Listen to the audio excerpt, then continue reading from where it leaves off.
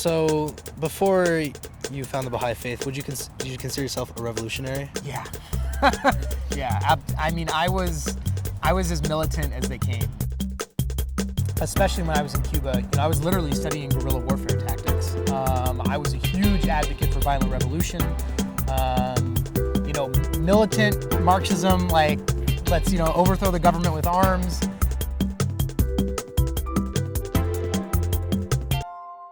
So I grew up really poor. We were homeless for 3 years. I think one of the things that really struck me is poor people are poor people no matter where you go.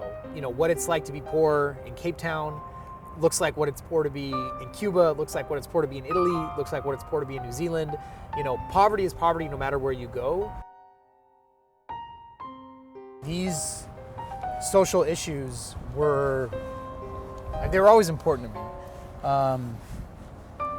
But growing up, I didn't have the language and the framework to really understand them. So after the program in Cape Town, after all the other study abroads, all the classes that I took, essentially that gave me a language and a skill set to look at, why is there poverty? Why is there racism? Why is there sexism? What are the causes of these issues? Since becoming a Baha'i, has your outlook changed on how to approach these problems?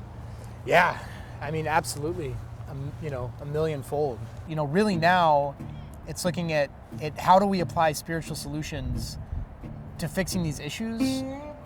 It's funny, on this Cairo to Cape Town trip, I remember one of the things we were talking about, I was there with some Baha'is in Uganda, and we were talking about like the songs, like We Are Drops, We Are Drops.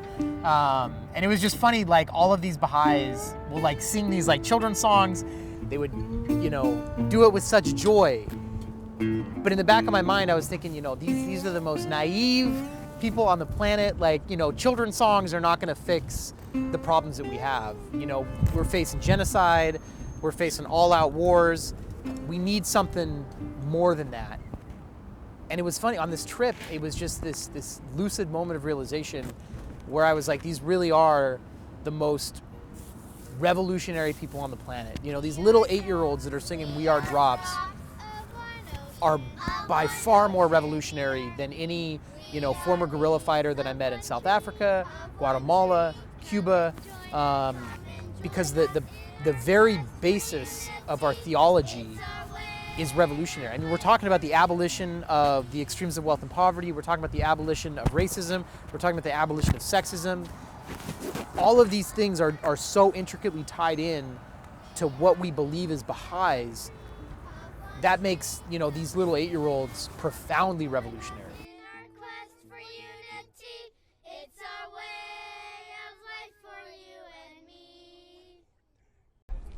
We are drops of one ocean. We are leaves. Of one tree.